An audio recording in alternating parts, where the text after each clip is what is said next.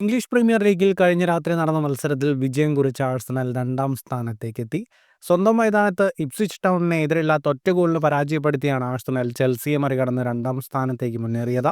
മത്സരത്തിന്റെ 23-ാം മിനിറ്റിൽ ട്രൊസാർഡ് നൽകിയ മികച്ച ക്രോസിൽ പന്ത് വലയിലെത്തിച്ച് കായ് ഹവാർട്സാണ് ആഴ്സണലിന്റെ വിജയ ഗോൾ കുറിച്ചത്. മത്സരത്തിന്റെ കണക്കുകളിലേക്ക് വന്നാൽ 68% ബോൾ പൊസിഷൻ ആഴ്സണലിനായിരുന്നു. 13 ഷോട്ടുകളാണ് ആഴ്സണൽ ആകെ തൊടുത്തത്. 5 ഷോട്ട് ഓൺ ടാർഗറ്റ്. 668 പാസുകൾ 90% കൃത്യതയോടെ ആഴ്സണൽ പൂർത്തിയാക്കി. 3 ഷോട്ടുകൾ മാത്രം തൊടുത്ത ഇപ്സ്വിച്ചിന്റെ ഒറ്റ ഷോട്ട് പോലും ഓൺ ടാർഗറ്റിൽ ഉണ്ടായിരുന്നില്ല. ഈ വിജയത്തോടെ 18 മത്സരങ്ങളിൽ 36 പോയിന്റുമായി ആഴ്സണൽ രണ്ടാം സ്ഥാനത്തേക്ക് എത്തി. 18 മത്സരങ്ങളിൽ 35 പോയിന്റുള്ള ചെൽസി മൂന്നാം സ്ഥാനത്തേക്ക് വീണു. 17 മത്സരങ്ങളിൽ 42 പോയിന്റുള്ള ലിവർപൂളാണ് നിലവിൽ ലീഗിൽ ഒന്നാം സ്ഥാനത്ത് തുടരുന്നത്.